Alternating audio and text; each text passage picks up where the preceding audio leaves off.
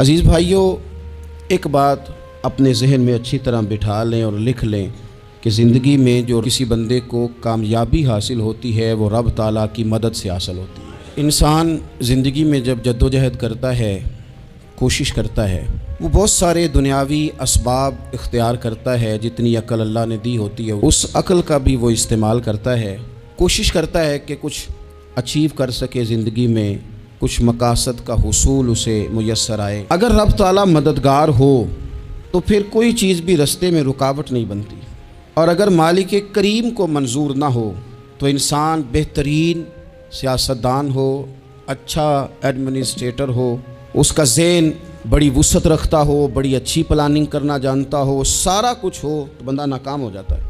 مسلمانوں کو جتنی کامیابیاں ملیں ان کا پس منظر صرف اتنا تھا کہ اللہ تبارک و تعالیٰ نے اپنے بندوں کی مدد فرمائی، اور اب تعالیٰ نے قرآن مجید میں اس حقیقت کا بیان کیا، فرمایا بل اللہ مولاکم، فرمایا بلکہ اللہ تمہارا مولا ہے، فہو خیر الناصرین، اور وہ بہترین مددگار ہے۔ وہ جو رب تمہارا مولا ہے وہ بہترین مددگار ہے، اور اگر وہ مدد کرے تمہاری، سورہ آل عمران میں آگے جا کے ارشاد فرمایا اگر اللہ مدد کرے تو پھر تم پر کوئی غالب نہیں آ سکتا، اور اگر وہ تمہاری مدد چھوڑ دے تو پھر کوئی تمہاری مدد کر سکتا، کوئی مدد نہیں کر سکتا۔ بدر کی جنگ بھی اور فتح مکہ بھی رمضان المبارک میں ہوا ہے۔ میں دونوں پر غور کر رہا تھا تو ایک نیا مضمون میرے ذہن میں آنے لگا۔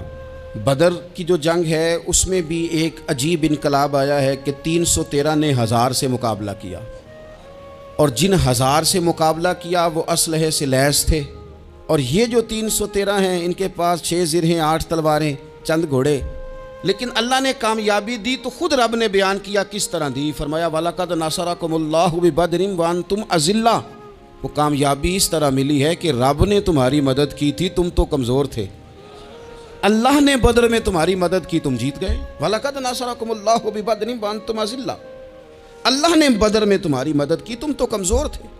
پھر فتح مکہ نصیب ہوئی تو اس میں بھی بہترین منصوبہ بندی نبی پاک علیہ السلام نے فرمائی، بہترین حکمت عملی حضور نے اپنائی، لیکن ہمیں جو اللہ رسول نے بات سمجھائی وہ کیا ہے؟ اذا جاء نصر اللہ والفتح، فرمایا جب اللہ کی مدد آئی اور فتح نصیب ہو گئی۔ یہ اللہ نے مدد فرمائی تمہاری، یہاں بھی فتح مکہ بھی اللہ کی مدد سے، جنگ بدر بھی اللہ کی مدد سے۔ وہ جو مدد ہے اللہ تعالیٰ کی، جب وہ ہم یہ کرتے ہیں کہ ہم اپنی ساری زندگی سیاست کی نظر کر دیں، ہماری سیاست صرف ملک میں نہیں ہوتی، ہماری سیاست خاندان میں بھی ہوتی ہے، ہم گھر کے اندر بھی سیاست کرتے ہیں، ہم کسی خاص طریقے سے لوگوں کو اپنے پیچھے چلانا چاہتے ہیں، ہمیں خاص اسلوب اختیار کرتے ہیں کہ لوگ ہمارے پیچھے چلیں۔ اس کا نقصان ہمیں یہ ہوتا ہے، سیاست جو ہوتی ہے یہ شطرنج کے ہیر پھیر کی طرح ہوتی ہے، اس کے رات بڑی جلدی کھلنے لگ جاتے ہیں، پتہ چل جاتا ہے کہ بندہ مخلص نہیں تھا، سیاست کر رہا تھا، طریقے سلیقے سے اس نے جوڑ کے رکھا ہوا تھا۔ ہم ہر جگہ سیاست کے بل بوتے پر چیزوں کو لے کے چلنا چاہتے ہیں، سیاستیں ناکام ہو جاتی ہیں، بچتا صرف وہی ہے جس کے پیچھے رب تعالیٰ کی مدد شامل حال ہوتی ہے۔ اپنی زندگی کے اندر ہم جو کچھ بھی کر رہے ہیں، جس شعبے سے بھی ہمارا تعلق ہے، آج ہم نے اس بات پہ غور کرنا ہے کہ پہلے تو یہ غور کر لیں کہ جو کام ہم کر رہے ہیں کیا وہ کام ایسا ہے کہ اس میں اللہ کی مدد ہمیں ملے گی؟ اگر آپ کوئی معاذ اللہ ناجائز کام کر رہے ہیں، فعل حرام کا ارتکاب کر رہے ہیں، تو اس میں تو مدد الہی آئے گی نہیں۔ پہلے تو یہ دیکھیں جو کر رہے ہیں وہ کام مدد الہی والا ہے، اور اگر اللہ تعالیٰ کی مدد والا وہ کام ہے پھر اس پر غور کریں کہ کیا ہم نے مالک سے مدد کا سوال کیا ہے، ہمیں مدد میسر آ رہی ہے۔ وہ میں نے بزرگوں سے ایک بات سنی تھی، وہ بڑی یاد رہ گئی، وہ فرمایا کرتے تھے قابلیت بھی بڑی چیز ہے لیکن قبولیت سب سے بڑی چیز ہے۔ قابل ہونا بھی بڑی بات ہے لیکن زیادہ بڑی بات یہ ہے کہ اس کی بارگاہ میں قبول بھی ہے کہ نہیں۔ اپنی زندگی میں اللہ کی مدد کی طرف بڑھیں، مالک کی مدد کا حصول اختیار کرنے کی کوشش کریں، اللہ کے ساتھ اپنے آپ کو جوڑیں۔ اگر اللہ کی مدد نصیب ہو، یہ جو ہم جتنا ڈرتے رہتے ہیں، سہمے رہتے ہیں، پریشان رہتے ہیں کوئی کیا کر دے گا، ہمارے ہاں نا ہر شعبے میں معاذ اللہ ایک مافیا ہے، الا ماشاء اللہ۔ وہ مافیا کہتا ہے میرے ساتھ ملو گے تو میں چلنے دوں گا، ورنہ میں نہیں چلنے دوں گا، مارکیٹ میں آ ہی نہیں سکتا فلانا بندہ کیونکہ یہاں ہمارا قبضہ ہے۔ اور میرے بھائی پھر بہت سارے لوگ جن کی نیتیں اور ارادے بڑے اچھے ہوتے ہیں شروع میں، وہ بھی اس مافیا کا شکار ہو جاتے ہیں اور ان کے رنگ میں رنگ جاتے ہیں۔ یاد رکھنا، کسی شخص کی بلیک میلنگ کا کبھی شکار نہ ہونا، کبھی کسی کی میٹھی اور مسجع مکفہ باتوں کا شکار نہ ہونا. کوئی کیا کر سکتا ہے اگر اللہ مددگار ہو تو؟ جس کو رب کریم اٹھانا چاہے اسے کوئی گرا سکتا ہے؟ ہم یہ ڈرے ڈرے سہمے پریشان فیصلہ کرنے کی طاقت نہیں، مجھے چلنا چاہیے کہ نہیں، اٹھنا چاہیے کہ نہیں، کرنا چاہیے. اٹھ باندھ کمر کیوں ڈرتا ہے؟ پھر دیکھو خدا کیا کرتا ہے. حضرت عبداللہ ابن عباس فرماتے ہیں میرے نبی پاک علیہ السلام نے میری تربیت فرمائی، حضور نے میری تربیت فرمائی، اور محبوب پاک علیہ السلام نے فرمایا عبداللہ یاد رکھنا، یہ نوجوان دوست میری بات لکھ لیں، پریشان لوگ میری بات لکھ لیں، جن کے پاس قوت فیصلہ نہیں وہ اس بات کو لکھ لیں. حضرت عبداللہ ابن عباس فرماتے ہیں میرے نبی پاک علیہ السلام نے مجھ سے فرمایا تھا عبداللہ سن، اگر ساری دنیا مل کے تیرا کوئی نفع کرنا چاہے کر نہیں سکتی جب تک میرے رب کی رضا نہ ہو. اور فرمایا ساری دنیا مل کے تیرا کچھ بگاڑنا چاہے تو عبداللہ بگاڑ نہیں سکتی جب تک رب کریم کی حکمت کا تقاضا نہ ہو. لوگوں سے ڈرنا، لوگوں کی طرف دیکھنا، ماحول دیکھ کے اپنے راہ کا تعین کرنا، ہر بندے کے خیالات کے مطابق ڈھلنے کی کوشش کرنا، فلانا نہ ناراض ہو جائے، فلانا نہ ناراض ہو جائے، وہ جس نے ہونا ہو جائے، بس رب رسول ناراض نہ ہو. اپنی زندگی میں اپنے مالک کو مولا جان کے، بل اللہ مولاکم، اللہ تمہارا مولا ہے، وَهُوَ خَيْرُ النَّاصِرِينَ، وہ بہترین مددگار ہے. توجہ جب بھی کریں رب کی جانب کریں. اپنے دل کا قبلہ درست رکھیں، سوچوں کے زاویے سیدھے رکھیں. میرے بھائی مالک جب بندوبست کر دے نا، جب مالک بندوبست کر دے پھر ایسا بندوبست کرتا ہے کہ لوگوں کے پاس نا چارہ نہیں رہتا. حضرت مریم رضی اللہ تعالی عنہا پاک باز تھیں، مسجد میں رہی تھیں، پر مالک کی حکمت کے تقاضے بڑے عجیب ہیں نا.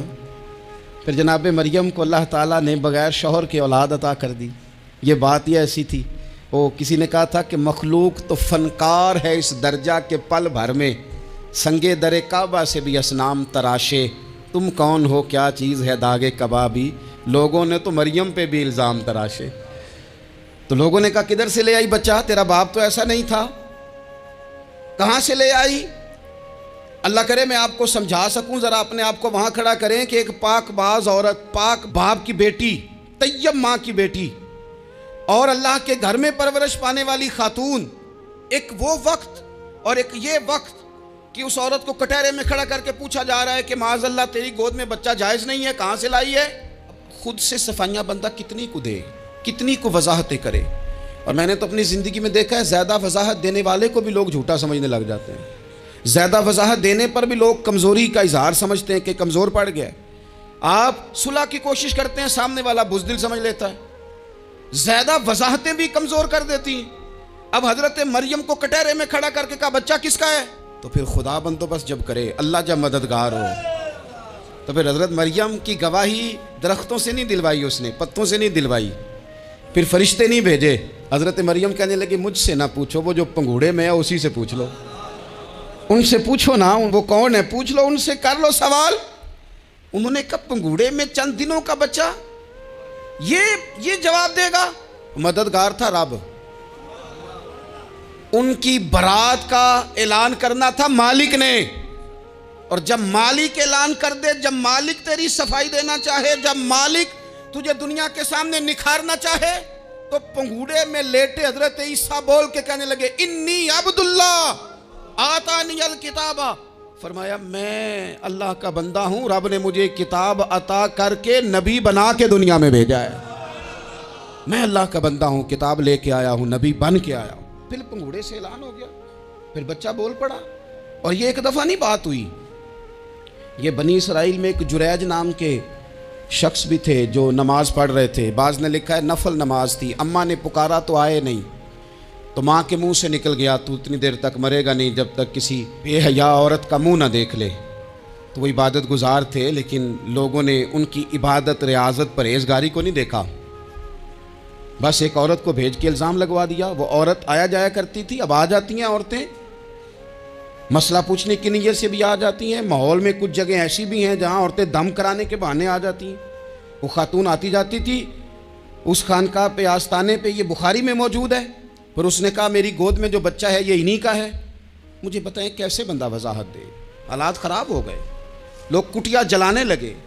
माहौल और तरह का बन गया। मेरे नबी पाक अलैहिस्सलाम फरमाते हैं, फिर उस रब के बंदे ने कहा, मालिक तू करीम है, तेरी मशीयत का तकाजा आया जो मेरी माँ ने जुमले बोले थे, पर अब मैं वजाहत देने के काबिल नहीं रहा, अब तू ही करम करेगा तो दरवाज़ा खुलेगा। तो वो चंद दिनों का बच्चा पंगूड़े में बोल के कहने लगा, मैं इस दरवेश का नहीं, मैं तो फलाने चरवाहे का बच्चा हूँ, वो जो बकरियाँ चराता है। रब की मदद को पुकारें, अपने साथ अपने मालिक की मदद को शामिल करें, थोड़े रिस्क पर भी गुजारा अच्छा होने लग जाएगा। सारे लोग आपको गिराने की तदबीरें कर रहे होंगे और मालिक आपको इज्जतें अता फरमा देगा, उसकी बारगाह से हिकमत का तकाजा और हो जाएगा। हमने सारी ज़िंदगी लोगों को राज़ी करने में गुजार दी, सारी ज़िंदगी बुढ़ापा आ गया बच्चों को पालते, और बच्चों ने आखिरी उम्र में कह दिया, अब्बा अगर कोई ढब का काम कर लेते तो आज हमारे दिन भी फेर न जाते। सारी ज़िंदगी गुजार दी बहन भाइयों को राज़ी करने में, सारी ज़िंदगी गुजार दी जिम्मेदारियां उठाने में। उनको 99 दफ़ा दिया, एक दफ़ा नहीं दिया तो उन्होंने कह दिया तूने तो कभी दिया ही नहीं, तू था ही नहीं। सारी ज़िंदगी मोहल्लेदारों इलाके वालों को राज़ी करने में गुजार दी। और मैंने ऐसे लोग भी देखे, दीन के लिए वक्त गुजारा, लेकिन जब बुढ़ापे में दांत काम न करते थे तो वक्त के मुफ्तियों को भी मस्जिदों की कमेटियों ने कह दिया, अब आपकी समझ नहीं आती, हमने ख़तीब को यौर रखना है, न देखो दुनिया की तरफ, दुनिया रुला देती है, न राज़ी करो बंदों को, बंदे थका देते हैं, न पीछे भागो हर वक्त दुनियादारों के, ये इंसान को कमज़ोर कर देते हैं। वो तो करीम ही बड़ा है, 2 आंसू ज़मीन पर बाद में गिरते हैं, बंदे के गुनाह सारे पहले माफ़ फरमा देता है। अल्लाह की मदद का हुसूल, अपने मालिक की मदद की तरफ बढ़ना, आपको बदर की जंग भी यही दरस देगी, आपको ओहद का मैदान भी यही सबक देगा, फतेह मक्का भी यही सबक देगा। मेरे दोस्तों, जब रब मदद फरमाए, जब अल्लाह मददगार बने। दोस्तों से एक बात अक्सर करता हूँ, मैं कहता हूँ कि जितने दर्द से आप अमीर को अपनी कहानी सुनाते हैं ना, और जिस तरह आपके आंसू बात करने से पहले गिर जाते हैं कि गरीब हैं, बच्चियाँ हैं, कारोबार नहीं, ओ मेरे संगियो, इससे आधे आंसू अपने रब की बारगाह में बखेरो, उसके हुजूर अर्ज गुजार हो जाओ, उससे तलब करो। एक वक्त इंसान पर ज़िंदगी में ऐसा आता है कि उसे यूँ महसूस होता है कि मेरा साया भी तरह से पीछे हट गया है, उसे यूँ लगता है कि मैं किसी सहारे पे हाथ डालता हूँ तो वो भाग जाता है मुझसे। लेकिन मालिक की बारगाह ऐसी अजीम बारगाह है, रब रसूल के आस्ताने इतने बड़े हैं कि आप जब वहाँ कशकोले तलब दराज करते हैं तो झोली फैलाने में देर लगती है, उनको भरने में तो कोई देर नहीं लगती। हमने अपना सोच का किबला ही दुनिया को बना लिया है। ये जो अल्लाह वालों की मदद है, ये तो यानी अल्लाह ही की मदद है, लेकिन ये जो सेठों की तरफ तवज्जो करना, नवाबों की तरफ तवज्जो करना, दुनियादारों की तरफ तवज्जो करना और अपना मिजाज इस तरह का बना लेना, यारो गर्दन को झुका देता है खैरात का पत्थर, जहाँ में मांगने वालों के सर कभी ऊंचे नहीं होते। और इकबाल कहते हैं, गैरत है बड़ी चीज़ जहाने तगो दो में, पहनाती है ये फ़क्र को ताजे सरदारा। मैं अर्ज़ करूँगा कि अपनी आप जब तवज्जो का किबला अल्लाह रसूल को बनाएंगे तो रब फरमाते व यर्ज़ुक़हु मिन हैसु ला यहतसिब, मैं ना तुझे वहाँ से रिस्क दूंगा जहाँ से कभी तेरा गुमान भी नहीं गया होगा, यहाँ से भी मिल सकता है, तूने सोचा भी नहीं होगा। बुखारी शरीफ में हदीस है, हज़रत जाबिर इब्न अब्दुल्लाह फरमाते हैं, नबी पाक सल्लल्लाहु अलैहि वसल्लम ने ना 300 लोगों का एक लश्कर रवाना किया किसी मुहिम के लिए, किसी जिहाद के लिए। हज़रत अबू उबैदा बिन जर्राह रदियल्लाहु ताला अन्हु अमीर लश्कर थे। फरमाते हैं गुर्बत इतनी ज़्यादा थी, भूख इतनी ज़्यादा थी कि एक एक खजूर दिन में एक वक्त खाने को मिलती थी, और कुछ दिन ऐसे आए कि अब खजूर भी नहीं मिल रही। फरमाते हैं इतनी ज़्यादा भूख लगी मुजाहिदीन को, 300 बंदा पत्ते खा के गुजारा होने लगे। ये बुखारी में मौजूद है। आप फरमाते हैं कि दरिया के किनारे हमारा पड़ाव था, ठहराव था, जब भूख से निढाल हो गए ना, वह यर्ज़ुक़हु मिन हैसु ला यहतसिब, अल्लाह वहाँ से रोज़ी देता है, गुमान भी नहीं होता। फरमाते हैं एक मछली अल्लाह ताला ने दरिया के किनारे भेजी, फरमाते हैं वो थी तो मछली पर पहाड़ जितनी थी। बुखारी में लफ्ज़ हैं, हज़रत जाबिर इब्न अब्दुल्लाह रदियल्लाहु ताला अन्हु फरमाते हैं 300 आदमी 18 दिन तक उस मछली को खाते रहे, मछली ख़त्म ही नहीं हुई। मछलियाँ नहीं, मछली। कहते हैं 18 दिन 300 बंदा खाता रहा, मछली ख़त्म ही नहीं हुई। और फरमाते हैं कि उसकी हड्डी निकाल के, कांटा कहेंगे आप अपनी ज़ुबान में, कहते हैं वो निकाल के ना तो उसको खड़ा किया ना जब, تو اونٹ کجاوے سمیت اس کے بیچ سے گزر جاتا تھا، 2 اس کے کانٹے جوڑے۔ فرماتے ہیں وہ اس کا گوشت ہم کھاتے تھے اور اس کی چربی بطور تیل کے ہم جسموں پہ ملتے تھے، بیماروں کو اس سے سکون آتا تھا، تندرستی شفا ہوتی تھی۔ فرماتے ہیں ہم کھایا بھی ہم نے اور کچھ لے کے ہم مدینے بھی گئے، اور قربان جائیں نبی پاک نے بھی اس میں سے کھایا۔ ہم نے عرض کی حضور یہ معمہ کیا ہے، یہ ماجرا کیا ہے؟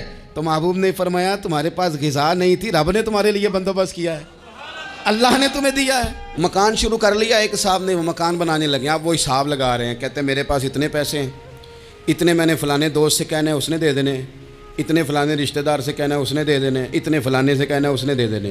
یہ ساری کاپی بنا کے مکان شروع کر لیا۔ جو روز کہتا تھا نا کوئی حکم ہو جاتے دسی، سب سے پہلے اس کو کہا میاں پیسے چاہیے دین، وہ کہندا ہو کل ہی منڈا ٹوریا ہے، کہتے تو پرسوں 10 داتے لب جانے سن۔ میں آپ کو اپنے تجربے کی بات بتا رہا ہوں۔ جن لوگوں کا خیال ہوتا ہے نا کہ آپ سٹارٹ کریں فلانا کام، ہم آپ کے ساتھ ہیں، اللہ کا ہی کوئی نظام ہے، وہ بالکل بھی نہیں ساتھ ہوتے۔ لیکن ایسا نہیں ہے کہ کوئی ساتھ نہیں ہوتا، اللہ تعالیٰ بڑے اسباب پیدا کرتا ہے، وہاں سے دیتا ہے جہاں سے گمان بھی۔ ہمارا یہ ذہن بن جاتا ہے ہم ساری اپنے حساب سے چلتے ہیں، اتنے رشتہ داروں سے اتنے، کون آپ کے ساتھ چلے گا، سوال ہی نہیں پیدا ہوتا۔ یہ سارے کام چھوڑ کے سب سے پہلے 2 رکعتیں پڑھو، اپنے رب کی بارگاہ میں، رسول کائنات کی بارگاہ میں گزارشات اور استغاثے پیش کرو، وہاں سے خیر طلب کرو۔ دنیا دار کیا دیں گے، کیا دے سکتے ہیں، کیا حیثیت ہوتی ہے کسی؟ اللہ کہتا ہے وہاں سے دوں گا۔ جو اللہ مال دے وہ لینا چاہیے کہ رشتہ داروں کا مال دیکھنا چاہیے؟ جو اللہ دے وہ لینا چاہیے کہ سیٹھوں نوابوں کی جیبیں دیکھنی چاہیے؟ جو اللہ دے وہ قبول کرنا چاہیے یا دیکھنا چاہیے کون سا آدمی کہاں پہنچ گیا؟ چھوڑو، اپنی مٹی پہ چلنے کا سلیقہ سیکھو۔ کسی کے سنگ مرمر پہ چلو گے تو پھسل جاؤ گے، پھسل جاؤ۔ اس پر ایک اور بات عرض کر دوں، صحیح بخاری سے، مسلم سے ایک اور بات۔ کچھ چیزیں ایسی ہیں جن سے اللہ کی مدد آتی ہے، مدد ملتی ہے۔ ایک چیز ان میں سے ایسی ہے جس سے بہت مدد نازل ہوتی ہے، وہ ہے کہ جب رب آپ کو دے نا تو پھر آپ بھی اس کے رستے میں دیں، پھر مدد آتی ہے، پھر اور آتا ہے۔ بخاری مسلم میں حدیث ہے، یہ زیادہ ہی توجہ طلب امر ہے، اس پر آپ غور کریں گے۔ حضرت ابو ہریرہ فرماتے ہیں کہ نبی پاک علیہ السلام نے فرمایا ایک شخص نے بادلوں کے اندر سے آواز سنی کہ فلاں آدمی کا کھیت اور باغ خشک ہو گیا ہے، وہاں برسو اور اس کے کھیت کو سیراب کرو۔ وہ بڑا حیران ہوا کہ بادل سے آواز آ رہی۔ پھر اس نے دیکھا کہ ایک پہاڑی پر بارش ہوئی، وہ بادل وہاں برسا، پھر نالیوں سے ہوتا ہوا پانی ایک طرف چلا۔ تو جس نے آواز سنی تھی، حضور بیان کر رہے ہیں، وہ بھی پیچھے پیچھے چلا کہ پانی کدھر جا رہا ہے۔ اس نے جا کے دیکھا کہ ایک مقام پہ ایک باغ کو وہ پانی لگ رہا ہے اور ایک آدمی وہ پانی لگا رہا ہے۔ اس نے اس سے پوچھا تیرا نام کیا ہے؟ اس نے کہا کیوں؟ کہنے لگا بتا نا۔ اس نے نام بتایا تو کہنے لگا یہی تو وہ نام ہے جو میں نے بادلوں کے اندر سے سنا ہے کہ فلاں کے کھیت کو پانی دے دو۔ اس نے کہا یار تو کیا عمل کرتا ہے کہ اسپیشل تیرے لیے بارش برسے؟ یہ بخاری پڑھ رہا ہوں، سیاستہ سے حدیث عرض کر رہا ہوں۔ اس سے پوچھا تو کیا کام کرتا ہے کہ جناب اللہ تبارک و تعالیٰ کا حکم کرم آیا کہ خاص تیرے لیے پانی برسے اور تیرے کھیت کو سیراب کرے؟ تو اس نے کہا چھوٹا ذمہ دار ہوں، پر جب فصل اگتی ہے تو 3 حصے کرتا ہوں، ایک حصہ اپنے بال بچوں پہ، بہن بھائیوں پہ خرچ کرتا ہوں، ایک حصہ پورا، اور ایک حصہ دوبارہ کاشتکاری پہ لگاتا ہوں، اور تیسرا حصہ خالص میں نے مسکینوں، یتیموں اور غریبوں کے لیے رکھا ہوا ہے۔ وہ جو تیسرا حصہ، اللہ کرے آپ سمجھیں، وہ رب کے بندوں پہ تیسرا حصہ خرچ کرتا ہے نا، تو کریم مالک نے فرمایا جہاں سے غریب کا حصہ جاتا ہے وہ کھیت خشک نہیں رہنا چاہیے، وہ جہاں سے مسکین روٹی کھاتے ہیں وہ خشک نہ رہے، جہاں سے یتیموں کو کچھ آتا ہے کہیں اس کی فصل رہ نہ جائے۔ میں اور آپ بھی اگر اپنے مال میں مسکینوں، یتیموں، غریبوں کے حصے رکھ لیں گے تو فصلیں خشک نہیں رہیں گی، ان کے اندر تازگی آئے گی، نور آئے گا، کرم آئے گا، خاص کر خدا کی رحمت برسے گی۔ مدد اللہ سے چاہیں، اپنی توجہات کا مرکز رب رسول کی ذات کو بنائیں، پھر آپ محسوس کریں گے کہ بڑی جلدی اللہ تعالیٰ کی مدد آنے لگی ہے۔ کبھی آپ صرف کہہ دیں نا میرا رب میرے ساتھ ہے، اس لفظ میں اتنی طاقت ہے کہ دشمن ویسے زہر ہو جاتا ہے۔ زندگی میں کسی سے بھی لڑائی ہو اچھی طرح سوچ لیں کہ اللہ اس طرف ہے یا اس طرف ہے۔ اگر آپ زیادتی پہ ہیں تو پھر رب مظلوم کی جانب ہے۔ اگر اللہ کی مدد آپ کے ساتھ ہے تو دنیا کی کوئی طاقت آپ کو گرا نہیں سکتی، اور اگر آپ مظلوم کے مقابلے میں ظالم بن کے آپ کھڑے ہو گئے ہیں اور آپ نے رویہ وہ اختیار کیا ہے کہ جس میں مدد نہیں آئے گی، تو پھر یاد رکھ لیں کہ آپ کوئی بھی ہیں، کہاں بھی ہیں، آپ کمزور ہیں۔ طاقتور تھے ابتدائے اسلام میں، ظاہری طاقت تھی کفار مکہ کے پاس، وہ ڈنڈوں سے مارتے تھے غریبوں کو، ان کے ہاتھوں میں ڈنڈے تھے، پر خدائی طاقت ان مظلوموں کے ساتھ تھی۔ صاحب زرقانی نے لکھا ہے، حضرت زنیرہ رضی اللہ تعالیٰ عنہ ایک لونڈی ہیں، غریب ہیں، ماڑے دا کی کام محمد نس جانا یا رونا، غریب سادی بی بی اور لونڈی کنیزہ، ایک مشرک کی کنیزہ تھی، انہوں نے کلمہ پڑھ لیا، وہ ڈنڈوں سے مارتا، دروں سے مارتا، تکلیف دیتا۔ حضرت زنیرہ رضی اللہ تعالیٰ عنہ کو اتنا مارا، اتنا مارا۔ اب آپ ایک اور پہلو پر بھی غور کریں، مار بھی پڑ رہی ہے پر خدا ادھر ہی ہے، اللہ کی مدد ادھر ہی ہے۔ رب کہتا ہے کہ پہلے تو صبر کرنا، ان اللہ مع الصابرین، تو صبر کرے گا تو پھر رب کی معیت ملے گی، ذرا ٹھہرنا، تو تھوڑا ڈانٹنا، ان الذین قالوا ربنا اللہ ثم استقاموا تتنزل علیہم الملائکہ، تو کہے اللہ میرا رب ہے، پھر تو پہلے ڈٹ، پہلے تو نے ڈٹنا ہے، ثم استقاموا، جو ڈٹ گیا، تتنزل علیہم الملائکہ، ڈٹنے والے کے لیے مدد آتی، پہلے تھوڑا ٹھہرنا پڑتا ہے، پہلے تھوڑا صبر کرنا پڑتا ہے، حوصلہ کرنا پڑتا ہے، اس کے بعد مدد آتی۔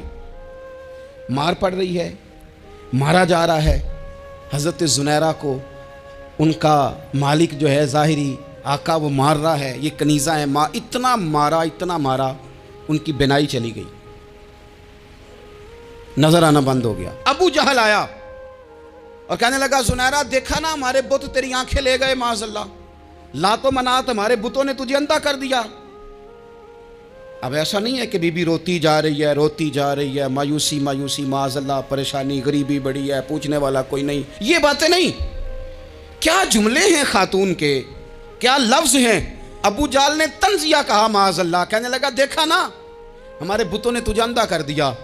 تو جناب زنیرہ آنکھوں کی بینائی گئی ہے، رات کو گئی ہے، دکھ ابھی تازہ ہے، لیکن اللہ پہ جو توکل ہے، اپنے مالک سے جو رشتہ ہے وہ اتنا مضبوط ہے، اتنا طاقتور ہے، اس میں اتنی گہرائی ہے کہ حضرت زنیرہ بول کے نا اتنی قوت سے بولی، اتنی طاقت سے بولی کہ پورے کفر پر لرزہ طاری ہو گیا۔ فرمانے لگی تمہارے بتوں کی کیا اوقات ہے کہ میری بینائی لے جائیں، یہ میری رب کی حکمت کا تقاضا ہے۔ جب تک اس نے چاہا زنیرہ دیکھتی رہی، اور جب اس نے چاہا زنیرہ کی آنکھوں کی بینائی چلی گئی، اور اگر وہ چاہے گا نا تو بینائی واپس بھی کر دے گا۔ اگر ہو ذوق یقین پیدا تو کٹ جاتی ہیں زنجیریں، اگر وہ چاہے گا تو بینائی آ بھی جائے گی۔ حضرت زنیرہ نے رات کو یہ لفظ کہے، ابو جہل اور سارے کفار ڈر کے سن کے چلے گئے، آپ اطمینان سے آ کے بستر پہ سوئی۔ جب سویرے اٹھی تو اللہ نے آنکھوں کی روشنی واپس کر دی تھی، آنکھوں کی۔ اب چھڑی پکڑی ہے، بازاروں میں گھومتی ہے، کہتی ہیں بلاؤ کدھر ہے تمہارے لات و منات، دیکھو میرے رب نے روشنی واپس کر دی۔ آ کر میرے ساتھ ادھر آ، ستمگر ہنر آزمائیں، تو تیر آزما ہم جگر آزمائیں۔ بیمار لوگوں یاد رکھو، کہہ دیا ڈاکٹر نے کہ تو بڑا بیمار ہے، تو بڑا کمزور ہے، یہ ہو گیا وہ ہو گیا، تو ڈاکٹر اپنے علم کے مطابق بات کر رہا ہے، ہوگا تو وہ جو میرا رب چاہے گا۔ کمزور ہو جانا، پریشان ہو جانا، تکلیف میں آ جانا، پتہ نہیں بات ہو گئی ہے تو جانے کیا ہو جائے گا۔ اپنی زندگی کے اندر اپنے رب سے رشتہ مضبوط کریں، رسول کائنات سے رشتہ مضبوط کریں، اللہ والوں سے رشتہ مضبوط کریں۔ حضرت زنیرہ نے پیغام دیا کہ زندگی میں جو جینا چاہتے ہیں تو وہ رب کا نام لے کے جی سکتے ہیں، جو اپنی زندگی میں خوشیاں دیکھنا چاہتے ہیں تو رسول اللہ کے نام پر خوشیاں دیکھی جا سکتی ہیں۔ توکل کی بنیاد پر بندہ خوشیاں لے سکتا ہے، اور اگر انسان میں توکل نہیں ہے تو پھر وہ اس کالے جادو سے بھی ڈر رہا ہے، وہ نیلے سے بھی ڈر رہا ہے، وہ پیلے سے بھی ڈر رہا ہے، وہ فلانے سے بھی ڈر رہا ہے، وہ میرے خلاف فلانا رشتہ دار سازش کر رہا ہے تو ڈر رہا ہے، فلانا میرے بارے میں یہ کر رہا ہے تو ڈر رہا ہے، وہ پتہ نہیں دنیا ادھر ہو جائے گی تو کیا ہو جائے گا، اٹھ باندھ کمر کیوں ڈرتا ہے، پھر دیکھ خدا کیا کرتا ہے۔ تو اس ساری گفتگو کا نچوڑ آپ کو یہ عرض کیا ہے، سب سے پہلے تو یہ کہ میدانوں میں مدد بھی اللہ کی، رزق میں مدد بھی اللہ کی، فصلیں خشک ہوں تو مدد پھر بھی اللہ کرے تو پھر ساری مدد، اور اگر انسان بیمار ہو تو پھر بھی مدد اللہ کی۔ تو اپنے اللہ کی جانب توجہ کو بڑھائیں، آپ اللہ سے مدد کے سوالی بنیں۔ ترمذی کی ایک حدیث ہے، میں آپ کو زندگی کا تجربہ بتاتا ہوں کہ جب میں بڑا پریشان ہوتا ہوں تو یہ والی روایت کھول لیتا ہوں، مزہ دیتی ہے۔ میرے نبی پاک علیہ السلام نے فرمایا اپنے دکھ سیٹھوں نوابوں کو نہ کہنا، مالداروں کا نہ کہنا، ورنہ اللہ تمہیں کبھی غنی نہیں کرے گا۔ فرمایا اپنے دکھ اپنے رب کی بارگاہ میں عرض کرنا، جلدی کرے یا دیر سے کرے اللہ تمہیں لوگوں سے بے نیاز کر دے گا، اللہ تمہیں غنی کر دے گا۔ رات کو بیٹھو نا اس کی بارگاہ میں، اسے دکھڑے سناؤ، چھوٹی چھوٹی باتیں۔ حضور نے فرمایا نمک بھی مانگو تو رب سے مانگو، چھوٹی چھوٹی بات سے شروع کرو نا۔ جب بندہ شروع کرتا ہے نا چھوٹی چھوٹی چیزیں تو بڑی ساری چیزیں یہ اس طرح ہوتا ہے جیسے بندہ رب سے گفتگو کر رہا ہے، مالک مجھے یہ چاہیے، مالک میں یہاں کمزور ہوں، اللہ میں یہاں پریشان ہوں۔ آپ یہ کر کے تو دیکھیں، لمبی لمبی دعائیں مانگ کے تو دیکھیں، اس کے حضور جڑ کے تو دیکھیں، آپ دیکھیں گے راحت کتنی ہے، سکون کتنا ہے۔